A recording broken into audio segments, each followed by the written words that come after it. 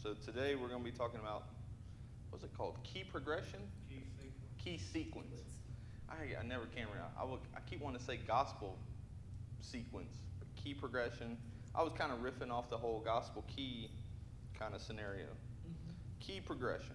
So it's really, this lesson is more of a deeper dive into the first lesson. The first lesson we talked about the gospel key, that connection to people.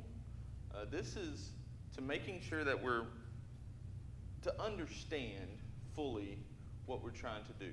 Hello. We're doing, when we reach out to somebody, I think somehow as Christians, like, we're taught to, like, every contact, right? You should be, asking for the gospel. We want a conversion, and it's not. It doesn't always work, right? Because you don't want to rush things, and people don't know.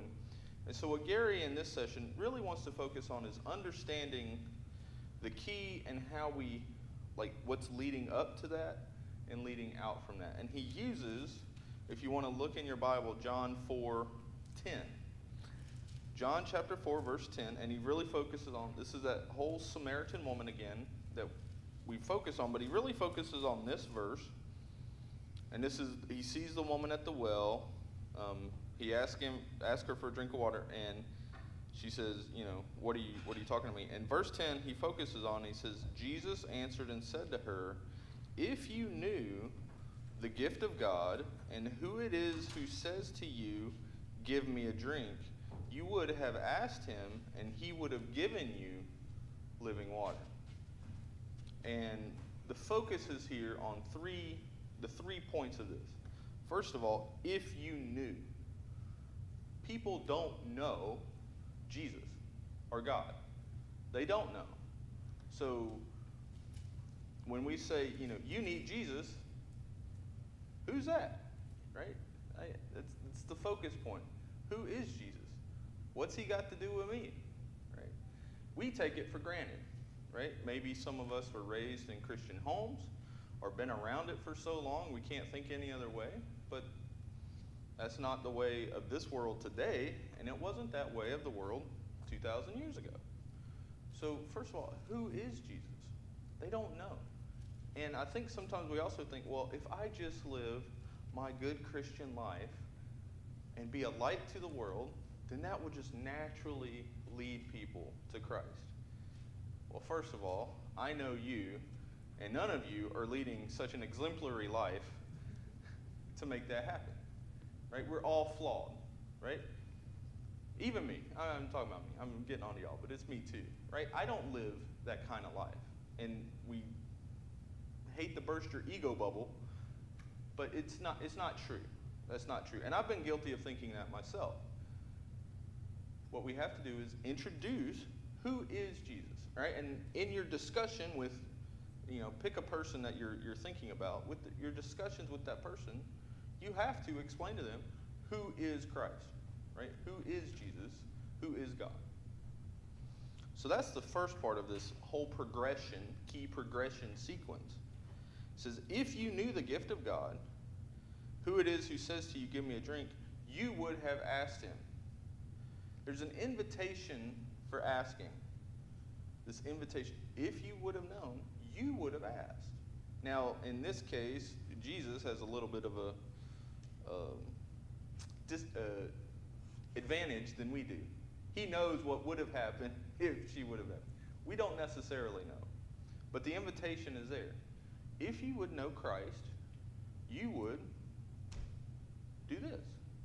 Or the invitation is, if you knew Christ, this could happen. And then the answer to that, the third part of that is what would happen. So I've kind of combined them.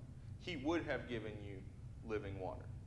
So if you knew Christ, you would have asked, and he would have given you. And then Gary he wraps it all up into these example stories that you saw in the video. Right? When you're talking about somebody with depression or self-esteem issues, he says, if you were to know Christ, or if you were to become a Christian, you would see this in your life. you would see that God values everybody individually, and everybody is worth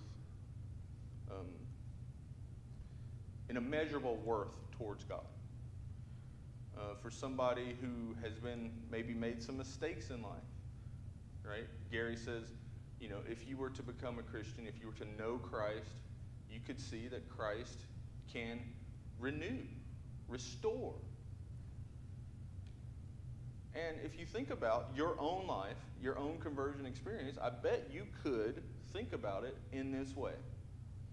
And we talked last week, when I was coming to Christ, I was really searching for a source of truth. What is truth? Because I was looking around. I was into Eastern religions, which I think are very thoughtful, but ultimately, I was finding them lacking because at the end of the day, those people, those founders, are just people, and they're now dead and gone, and they were certainly wise, but of no lasting value. And society changes, wise people change, right? I was looking for what is truth. And so when I found Christ, I found that. And I can reword that into, if you become a Christian, Clint, you will know truth. That's a benefit to it. Now that's the introduction to Christ. I'm not saying it's going to stop there, but to connect with somebody, to get that key across to somebody, you have to reach into their lives and see what can Christ do for them? And that's just, it's marketing 101, really, right? I mean, that's what we're kind of getting at. Marketing is communication to you, right? Think about the last ad that you've seen, right? You want Jimmy John's sandwich because it's, this thick and full of meat and cheese and, you're hungry, right? What's it going to do for you? It's going to make that hunger go away. Did I just compare Jesus to a Jimmy John's sandwich? No.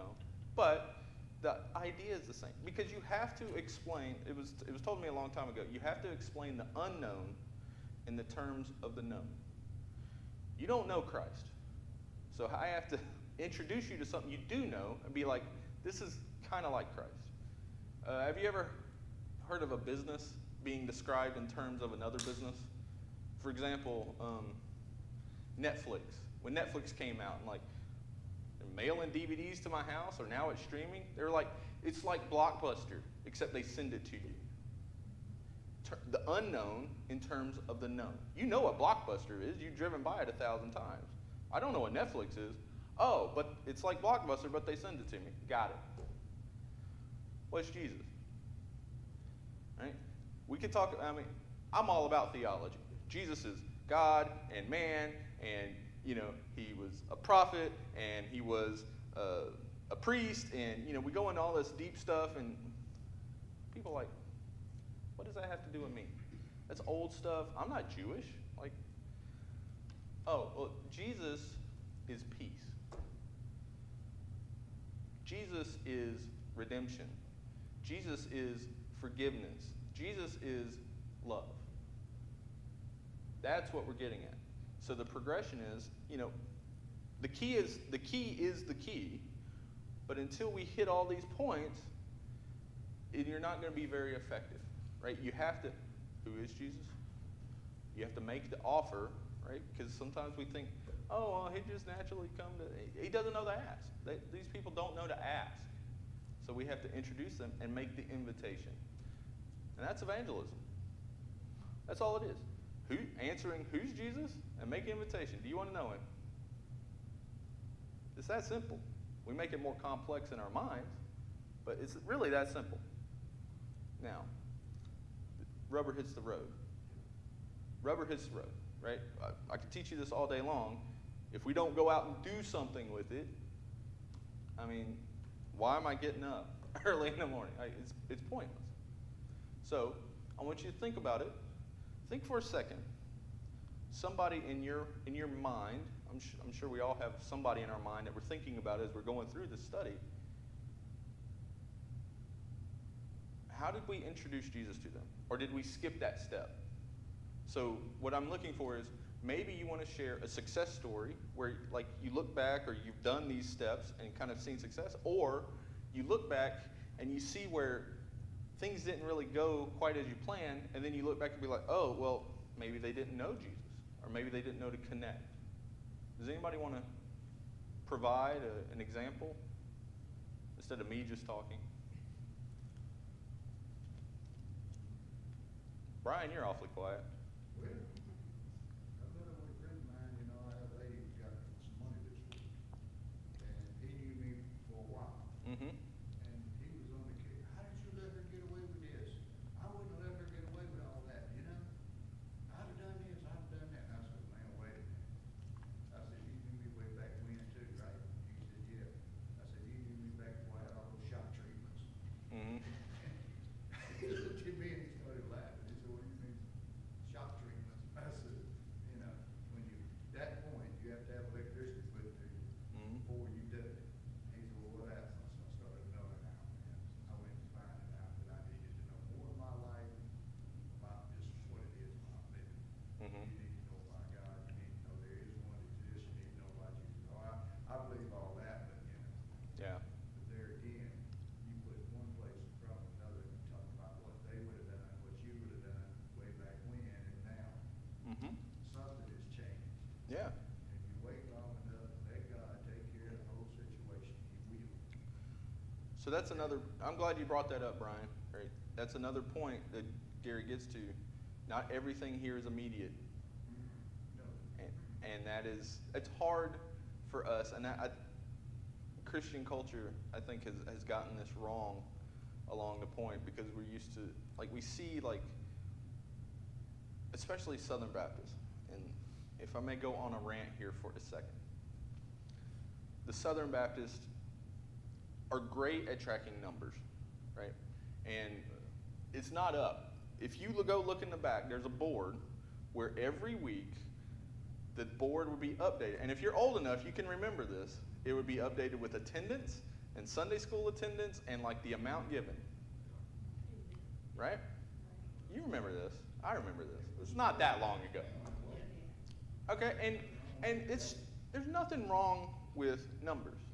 Right? I'm a numbers person. I studied accounting. I do Excel spreadsheets with the best of them. I love me some numbers. But when we put numbers in the front, we start gaming the system to increase the numbers and not the people, right? I want people to come to Christ, and I want them to come to know Christ. But sometimes that takes a while because people are messy. And numbers don't show, well, I talked to 10 people this week. None of them showed up to church this week, but maybe they will next week. Numbers don't show that. Yeah, numbers don't show what's in the heart. Yeah, numbers don't show that kind of stuff. Numbers show the heart, like the now, but they don't show the work that's going into it, right? So now I'm glad that the Southern Baptists seem to have maybe lessened their emphasis on numbers, but I assure you there's plenty still being tracked. And that's okay. I mean, it gives us a measurement of, are we being successful, right? I'm all for that. And you can't do that without some form of measurement. In my management classes, it was instilled into us that you can't improve what you can't measure. Okay? Now, then again, how do you measure a person's heart? Right, and it takes money to grow. And, right, we're all practical. It takes money, right? This building back here, it takes money. People ask, well, what does a church need with money? Well, you like lights? You like air conditioning? All these things cost money. But at the same time, that's not what it's all about, okay? So we measure things as a measure to see, are we improving? But it's not the measure of, is it valuable? Right. That's something different. And the heart needs something. It's Mhm. feelings, these desires. That's what the heart needs. Yeah. Money. Yeah. We need feelings and we need Love, compassion, You can still take. Community? Find out what people's heart is. That ain't about. Mhm. Still take money and find out where your heart is. I can tell you where your heart is. Just show me your checkbook, right? I can tell you exactly where your heart is. Show me your checkbook. You do it. My heart is in coffee. Watch the whole scenario. Coffee. If you look at my bank account, it's coffee. I always go by chance, that's how I go by. What does Yeah. that person need? What do we need to do for Yeah. that person? Yeah. That's what I go by. And that's what we're trying to communicate, right? This process is not immediate, right? It's not going to show up as a number on the board next week, right? You talk to 10 people this week plus 10 on the board. It doesn't work like that, nor should it work like that. People have their own process to go through, and some people may not have any objections to Christ, they just don't know. Some people may know all about Christ and have a line of objections that you got to work through one by one by one. But the process starts now. And they have to trust Jesus. They have to trust you to explain. That's the key. They have to trust you first Yes, they do. because you're introducing them. And this is why your life is so important. Because if you're telling them you need to be faithful to your wife and you're committing adultery, it's not really the most effective form of communication. You know what I mean?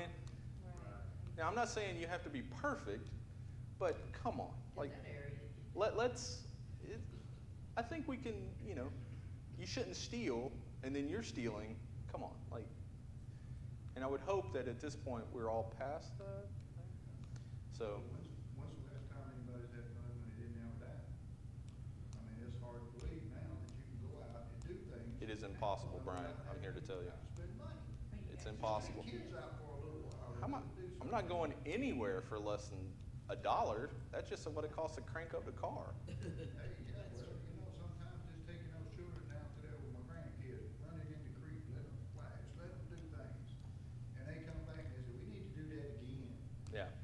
I remember when I was, had my daughter, she was probably about 8 or 9, and my parents lived in Tennessee out in the country. Of course, there's some beautiful creeks with little rocks everywhere, and Mhm. the water was just cold as ice. Right. Well, we go to the Mennonite, farm and get watermelons and cantaloupes and stuff like that, and sit it in the water, and we have a good time, costing us hardly nothing. Yeah. But it's Yep. memorable things. Yeah, there's plenty of that to do. And so when we're talking to people, reach out. You need to learn about these people, their background, right? I didn't know that about Marie. Did anybody else know that she hung out in Mennonite towns, putting melons in the water? That's cool. That's pretty neat, right? I mean, hey, I don't have that experience. But if you're out now and you're looking around, and you just watch the public. I was working a couple weeks ago in a house, watching people in the town, walking up and down the road and everything. Hmm. Their whole mind is on their cell phone and doing things. Why are you attacking me, Brian? I'm just telling you, man, every time you look, if you heard somebody's door close, first instinct you look that way. Mm-hmm. I don't like anybody being around me that I don't know where they're on. Next thing you know. Daryl's behind you, Ryan. Ryan. Standing on this corner, standing on that doorpost, standing here in their phone and they're with their head down like this. And I'm saying, is that a life? Boy, if I stopped what I was doing to do that, nothing would ever get done. Yeah, well, everything in moderation. Everything in moderation, but this goes on for 30, 40 and hours at a time. But it's going on anyway. It's going on. Let's take this little But you gotta sidetrack. change that. I mean, you know what, if they would Instagram the phone where it would pop up something that you didn't wanna see when you're on the internet, and you're trying to get it off your internet, what if Jesus popped up on their phone? Let's get that wired in there and say, this is the message for the day. And what do you think we're doing Let's do it away with it. right now, That's right. right? And we're experimenting with different. An hour or two a day. Yeah, so we have this. We're experimenting with taking clips, putting them into TikTok, which is something new for me. I haven't really mentioned it because we're still kind of playing around with it. Instagram, because that's where, we talked about 18 to 35-year-olds. Guess what? They're on TikTok, right? It's already happening because they don't know. So hey, here's Jesus, right? We're doing this. Now- I went into it one time. Everybody had a FICO here with Bible verses. Mhm. Everything was going on. Pictures was on the wall. You go in the house now, you don't even see pictures. I got them all on my phone.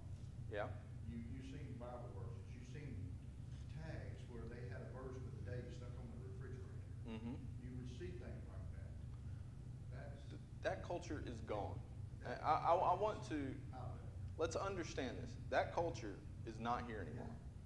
Now, we can cry and complain about, it's not here. We're operating in the now, right? And this is why I think this study is so important, because in that culture, just proclaiming God and saying you need Jesus and you need to come to salvation may have worked. But I have worked with kids that didn't know what prayer was. That's a true story. And it shocked me, because I wasn't necessarily raised in the most religious household, and I knew about prayer. It still reminds me of the country song, Dad, I've been watching you. Yeah. Country song, Dad, I've been watching you, doing what you do, and that's what society has turned into. But I think we need to focus on, society wasn't always like this. The society that you've come out of and that I am coming out of is an anomaly. Christian culture being the norm is an anomaly. Think about when it first started. Early, you're one of the 12 in Jerusalem. You're not going to see Bible verses hanging on the fridge, right? You're going to be, if you mention Jesus, you're probably going to be beaten or worse, right? Then you go into Roman culture, right? Oh, well, you won't hail Caesar as Lord? Well, guess what's happening to you, right? Nothing good, right? That whole period that we've been in, say from the founding of this country, religious freedom, to now, it's an anomaly. What we're getting to now is probably more of the norm. Unfortunately, I hate to say it, but it is. And we see it happening Europe is already well ahead of us, where you can see the surveys where most people don't believe in a God, or if they do, right, Christianity is way down on the list. We see it in Canada, which is a little bit ahead of us, it seems, and now we're trending that direction too, right? This is an effort to counteract that. Why did it get that way? I mean, Europe was the foundation of Christianity, right, for a long time, right? The whole Rome, papacy, Catholic Church, right? I mean, how did it go from that to non-religious? Somewhere along the way, oh nice, we have failed in this. That's because society has put us in a choice on what group you want to be, not where you say you got to go to church because that's how you're supposed to be Yeah. in this country. Now they have choices to who they want to be. They can be a man or a woman. They can be anything now. Yeah. Society's changed our choices, and that's how they program their brain that way. And instead of, thank you, Marie, thank you, and to piggyback on that, what I want to just focus on is all those things that we look at and we're like, how do we even get there? Right? We need to think deeper. We need to go one level and deeper and try to say, why? Why do they want to do that? Why do they want to do that? They're looking for something. And, for your person, we don't know, superficially, right? I see, a couple got divorced, right? You can make some assumptions there, but until you know that person, well, why, right? Why did that happen? That's where you and this person make a relationship. And you learn more about them, right? And I'm not saying you're going to agree with them, but what we're trying to get is, what were they looking for, right? Were they looking for compassion? Why did they steal? Why did they steal? Say you know somebody that stole, I'll take an example from the news. The bookkeeper for the local high school booster club took, $50,000. Why? Why? Well, we see the actions, but we don't know the motive. Only that person and God know the motive. Yes. So regardless of what we all think, what we're observing, we come to some conclusion as humans, Mm-hmm. but they may not be true. Exactly. We make assumptions. Gary is very adamant about you cannot make any assumptions until they tell you why, right? Now, we can look at the action, and stealing is wrong. I'm not changing the result of that action, but we got to go deeper. Why? Why did they want that? And Jesus, in this example of the woman in the well, now he had a little bit of an upper hand, right, because he's God. But, he said, bring out your husband. And she was honest. I have no husband. He knew, right? He was getting to it. Why? What was her purpose? Why did the person steal? Well, they were looking for something. Now, maybe they had a temporary financial issue. Maybe they were, it's an effect of depression, and maybe that they felt that they weren't being compensated enough at their job. Whatever it is. And then from there, you can work forward. But if you're looking to convert perfect people, perfect people don't need converting, and there's none of them. So, and you're not one either. People are not perfect. Exactly, right? If you find the perfect person, get away from them because you're going to mess them up. The hardest thing for a person is trying to find peace and tranquility. And that used to be one of the biggest topics. Everybody said, can you find peace? Can you find tranquility? Mhm. You do. And you can now. Right? Weed is legal in half the states. But with everything. Come on, guys. I'm working. I don't have any coffee yet. Sometimes it's in just public, but you get at it like it's like a bunch of bees. You just got into a beehive. Mm-hmm. And the first thing you do is look, I don't need these, get. And this is what we're talking about. You get nothing done. If you go out into the public and you say Popping and you say, abortion is wrong, or if you say, you run from all of them. You'll start doing that. I feel like there's an echo. There is, Thank you, David. If you go out in the public and you just announce some, I don't know, godly standard, right? Murder is wrong, abortion is wrong, whatever. Of course you're going to get flack back because they don't know, right? They don't know. And typically God's word goes against man's desires. This is why the one-on-one relationship is so important, because when you get one-on-one, then they can understand you, and you can understand, and you can actually have a conversation. But you cannot have a conversation with a crowd. It doesn't work like that. You can have a statement, right? But you can't have a conversation. So that's why all of this is so important. You see the progression here. And one, right? I get it. We all want to stand before the crowd and they all become saved, just like in Acts, right? Thousands of people, and we get some numbers on the board. Good. But is one worth are we valuing lives differently? Is our ego so high that we would feel better about ourselves if we could stand in front of a crowd and convert 10,000 versus just one? We're not all Billy Grahams, The Bible clearly talks about, the shepherd leaving the 99 to go out for the one. Right? This is what it's about. You're out here, you're trying to talk to people now, and they tell you, oh, it takes a village to raise a family. It takes this to do that. Okay? You come into all that, you're sitting there looking at, and all of a sudden you gotta make that statement, well, there's more of them out there that kind than there are me. And I'm fighting a battle. Yes. You're fighting a battle all the time. Yes. Nobody's gonna understand where you're coming from. That's where are you coming from? I gotta look after me, but nobody else is. But God is looking after you, Brian. yeah, you got to rely on that. You got Yeah. to put it as another part.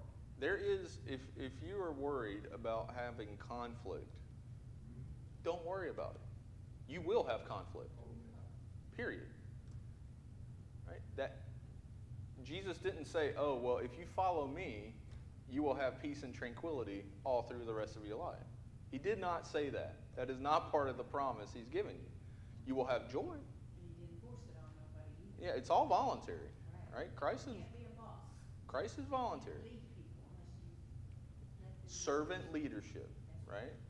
Christ served. Whoever's first will be last. Whoever's last will be first, right? When we go out to talk to these people, we have to think about these things. Life's like in road signs out there. If you're not obeying, you're gonna run on trouble. There's a curve up here. If you don't slow down, you're leaving that road. I get that, Brian. I get that. And we all understand, like as Christians, we all understand the benefits of Christianity, right? It sets some guidelines so we don't damage ourselves. And we understand that we're not perfect, and we've all seen places where we've crossed the lines in our own lives, and we got hurt, and we look back and we're like, man, that was dumb, right? Because we're like it. But people don't understand that. And they'll go out and they'll get hurt, or they'll go out and they'll search for things. We have to look beyond, and we have to look at the reasoning. Why do we want to make abortion legal? Why do we want to have marijuana legalized? Why do we want to have, whatever thing? Right? There are reasons for this. Why do people, just do what we would commonly consider wrong actions? Well, here's an example. I just saw this yesterday, and I saw this because it involved a university professor. Maybe you saw it on the news. Guy over in Carrollton, a professor, at a bar, apparently having a drink, got a little rowdy. They told him to leave. He comes back with a weapon, a gun apparently. They told him to leave. Thankfully he didn't. But as he's going out, he's walking through the parking lot and just fires some shots into a car, a parked car. Now, I don't know all the details, but apparently there was somebody in that car, a student at the school, and she was actually shot, and she actually died at the hospital. I don't know. This happened yesterday or day before. It's in the news. Did he know that there was a person in that car? Was he so drunk that he... I don't know. I don't know the details. But as an example, why did he bring out the weapon? What was he feeling? I'm not justifying like shooting up a car, killing somebody, right? And he's going to pay the price for that. But these are things that we have to think about because people do this stuff all the time. What were you thinking? Because normal people don't think like that, No, that's right? We don't find that acceptable, anger management. right? He was feeling angry. He was feeling angry. Yes. Why was he feeling angry? And when you feel angry, you are not in control. You don't know because you haven't talked to them. But there's still. And it's a spiteful thing, because you think. I'm not saying that we're trying to justify it. I'm not saying that there shouldn't be consequences for that actions. I think, but at the same time, I do want that person to come to know Christ, regardless of what they've done. I don't care if it's Adolf Hitler. I would love for them to know Christ and get forgiveness. Say you're a good man, we're gonna let you go for this, we'll call you a college professor. It's gonna suffer the consequences. I mean, I know a couple. totally. Hopefully he learns from his mistakes. Well, I hope he comes to know Christ. I know a couple that separated, Mm-hmm. gonna get a divorce, and they even had a baby, Mhm. little one. Mhm. And because of the divorce, the woman goes out there and slashes off the tires on his car. Mm-hmm. How immature is that? Yeah. I mean, That's something that's how that's- people think Yeah. these days. They want to harm Take that somebody. anger They want to out. take that anger out on something in an unhealthy way, Yeah. right? And what we could say, what does Jesus offer to those people? You know, it's sad. Jesus will offer you peace beyond understanding, Yes. right? And how do you understand people like that? I don't know how to understand people. Well, that's what we're getting at, right? And it's hard. This is a practiced art. Debbie? Well, just, I hear what Marie's saying, but you find that there's more anger, there seems to be more anger in the world than there used to be. Mhm. And there's less Christians. Those two are not, that's not a coincidence. No. I mean, it is, I know sometimes that, I've been around someone that's not a Christian that becomes angry. Mhm. And it's anger, sometimes expressed in something that has nothing to do with the situation that they're in right then. It's something that just broke them, Mhm. that put them into, that stage of anger that they would harm someone. Mm-hmm. I kind of think like this, and maybe it's because I'm working at Georgia Tech for too long, and I've been around all these engineers. But think about a beam, right? You've got a beam here, right? And you put pressure on this beam, right? And you put so much pressure on it that eventually it will break, right? Now, what's going on in the world is you have all this pressure building up. As Christians, we have a release valve, right? We ask Christ to take that pressure off of us. Our support being is Jesus. Yeah, right? We don't, but there's, it just goes like that. And that's what we see, right? We see that. There's just, you ever seen the little bridge experiments that they do with the kids where they build a bridge and then they put like weight on it until it cracks? That's kind of what's going on. Like, and all it takes is you put the extra penny on and bam! In reality, when Anger. we was talking about anger, the anger usually begins with yourself. You're mad with yourself about something before you get mad at someone Well, else. and that is the hard reality. And I Yeah, have come to find that out is most of the times when I'm angry because I'm angry at me because I could have prevented this or could have done something, you know. But we have to work with people. And people, what are they going to do? Right? They're so angry and they don't have Christ and they don't know, right? What would Jesus' invitation, like say this guy that shot this one, killed this lady. He's going to have to live with that rest of his life. They're probably going to rule it in not first degree murder, right? Because he wasn't like intentionally, say he wasn't intentionally, he just, yeah, okay. He serves us 30 years. He gets out when he's 70, right? The guy's like, he looked to be about 40. You know, say he gets out at 70, right? He's still, like, his life is ruined, essentially. And so he's like this woman. He's ostracized from society. He has nothing. He's not going to have much wealth, if any, right? And so he's going to be going to a handout, and you happen to see him. He walks in and to your food bank at your church, right? And you don't know this guy. And you're like, oh, yeah, I'm Christian. I'm doing my best to help Jesus. And, you know, and you start talking with this guy, and you find out his history. What do you do? I feed him, sir. I feed him and I love him Exactly. because Because you were that person. You were that person at some point. In your heart, you were against God.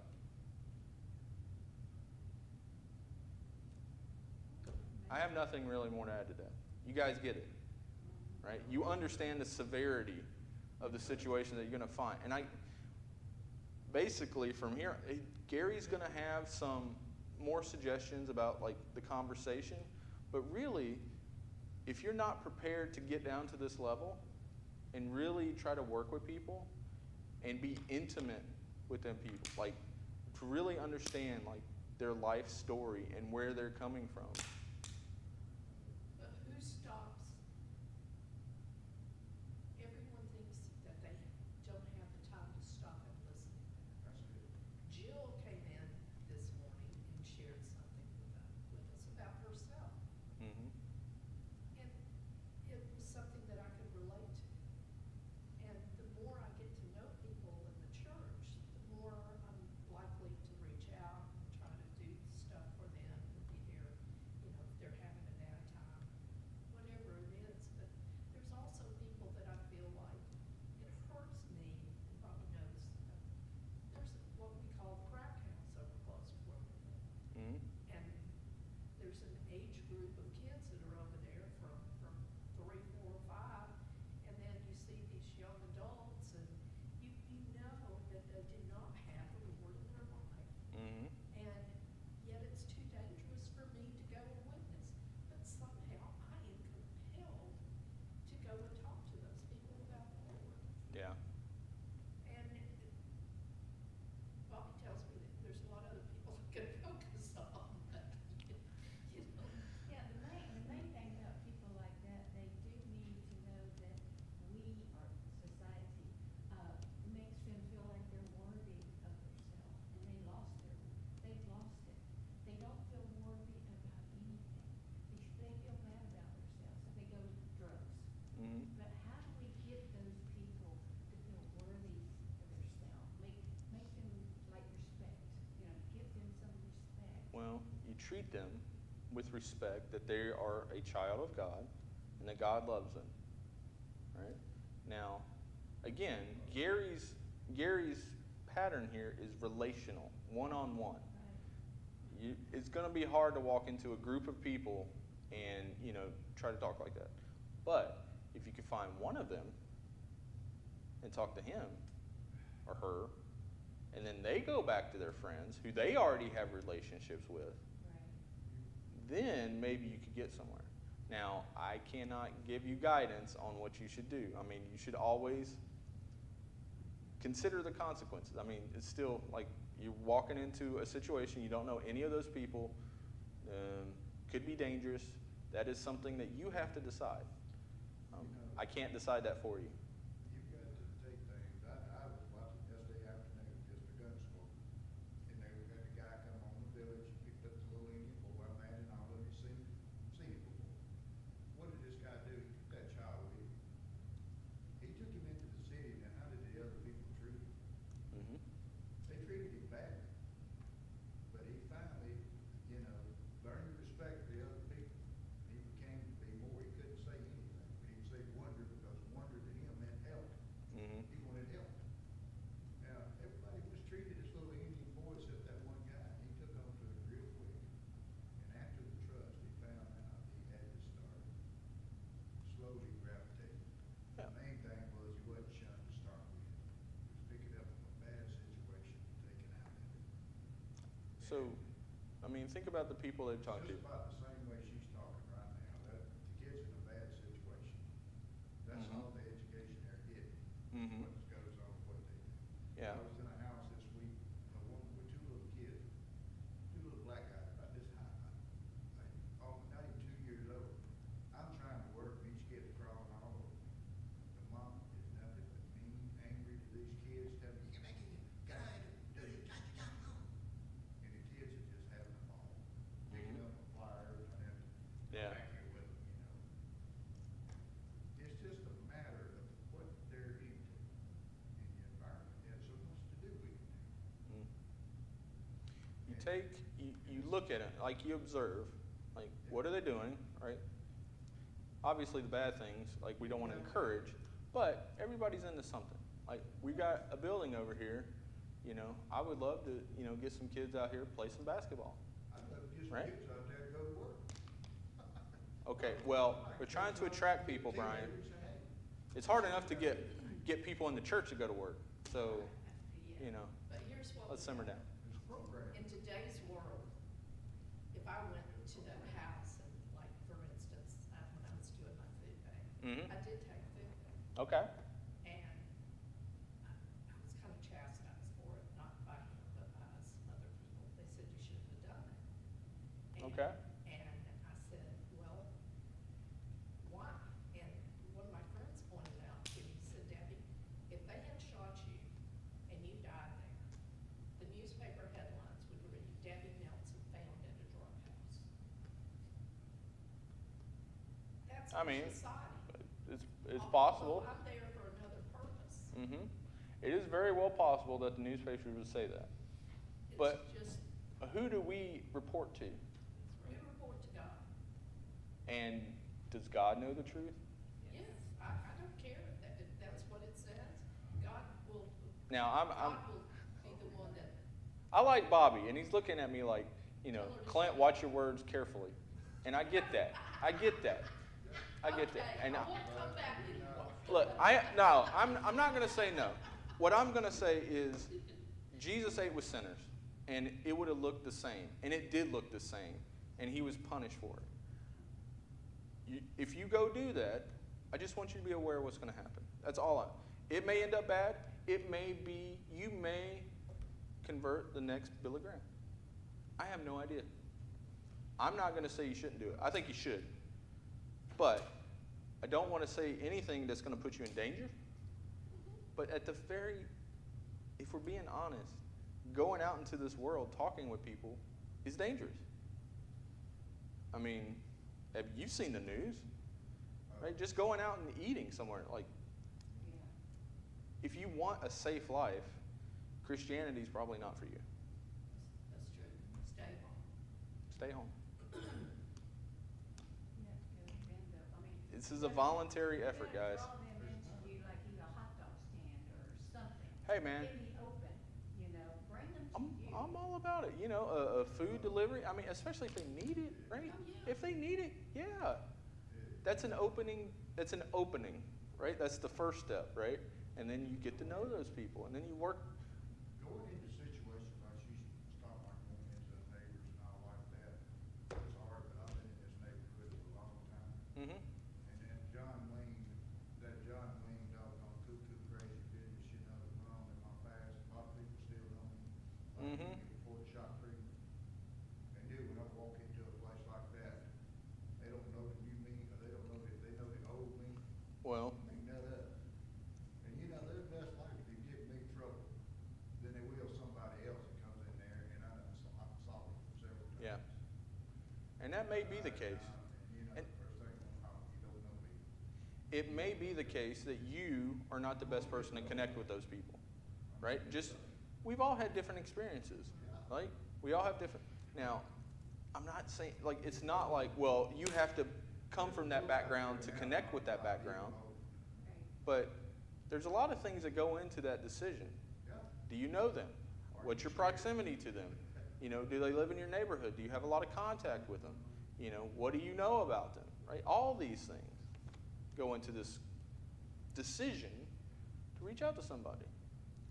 And you may get up there and you may try and you may start talking, and then you realize I can't connect, right? For some reason there's a disconnect. That's okay, because there's a billion other people, right? And there's other people in this church, right? You say, hey, Brian, will you go down to this place with me, while I deliver this food? I think you may connect with them better than me. Maybe. I don't know. Hey, and that's fine. That's what we're here for. You get to meet them too. So, We have leftover, we get a lot of leftover hot dog buns, hamburgers, sometimes chips, and I take them down to Greenville to this, what's that place that's in there, to take shower? It's for people that live on the street. okay, yeah. They can't live there, it's a facility. Mhm. I drop a bunch of boxes. of Okay. Food in Yeah. there. People, what is it? Pathway. Pathways. Yeah. Yeah, Okay. and so the people that work there just thought it was wonderful because they needed, because they have people coming in there all the time off the street. Sounds great to me, So, right? I mean, little things like that means a And lot. and look for volunteer efforts. Pathways is looking for, and that may be a way to connect to people in a safer environment. A lot of those facilities need people like that. I can tell you the hospital. I've been at the hospital a lot lately, and there's volunteer efforts all over the place. Yes. All over the place. We was at the homeschool conference this weekend, dealing with people of various, we got like children behavioral therapists there, right? They can use some volunteers, right? So there's all kinds of opportunities out there, right? I don't want to hear anybody say, well, I just don't know where to serve. You're not looking. Right? There's plenty of places to serve. Go talk to Debbie. Go talk to Daryl, right? Go talk to Bob. People that- We can find something for you. And Debbie may have more of a connection on who we can go help out. Oh yeah, Debbie knows everybody. I know. And Kenneth's like the mayor of this region of the Georgia, so talk to him. Daryl knows everybody. We got so many connections here. Come on. We're truly blessed. Mm-hmm. People that have the right heart and the right soul. Yeah, exactly. And that are willing to give. Just the information this week, I got told the girl I'm pumping gas, I got tired of that thing talking to me. She said, what do you mean? I said, your gas pump keeps on, I can't hear my gas going in my tank down there, and I like to hear the gas flowing in. She Mhm. said, well, do yourself a favor, that second button on the left, when you hit it, it'll turn it on. Yeah. I said, breakthrough. I hear the gas. It sounds like money. Cha-ching, cha-ching, cha-ching, cha-ching. Yeah, well, you see the numbers going up, but you don't hear the gas going in, you don't know where you're getting any either, till you get into air conditioning on. And your gas gauge didn't go anywhere, did I get any gas? Yeah. I didn't hear it, but, Yesterday, all that stuff coming in over those things is nonsense. I don't wanna hear it. But why? Think about it. Why? Yes, Debbie. yesterday we had the back to school bash. Uh-huh. And that's something that's near and dear to my heart because we didn't have it in Greenville. And this was our 5th year. The people that are involved in that,